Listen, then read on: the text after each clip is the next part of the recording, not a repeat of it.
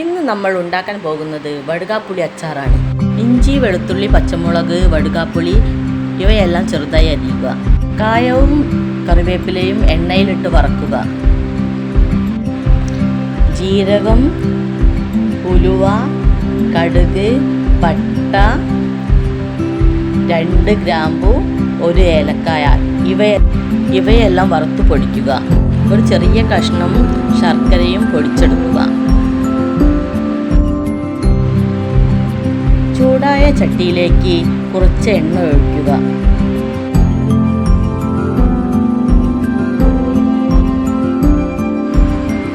എണ്ണ നല്ലതുപോലെ ചൂടാവുമ്പോൾ കുറച്ച് കടുക് ചേർക്കുക.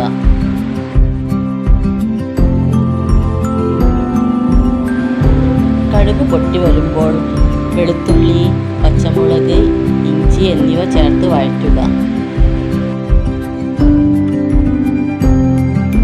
വഴന്നു വരുമ്പോൾ അതിലേക്ക് കുറച്ച് മുളക് പൊടി ചേർത്ത് നല്ലതുപോലെ വഴറ്റുക. അതിലേക്ക് വടുകാപ്പുളി അരിഞ്ഞതും ചേർത്ത് നല്ലതുപോലെ വഴറ്റുക.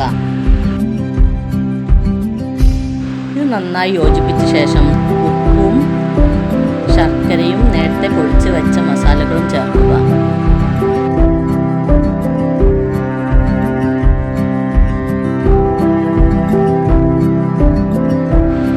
നല്ലതുപോലെ ഇളക്കി യോജിപ്പിച്ച ശേഷം കുറച്ച് ചൂടുവെള്ളം ഒഴിക്കുക. അതിനുശേഷം ഒരല്പം വിനാഗിരി ചേർക്കുക. എന്നിട്ട് നല്ലതുപോലെ മിക്സ് ചെയ്യുക. നമ്മുടെ അച്ചാർ റെഡിയായി.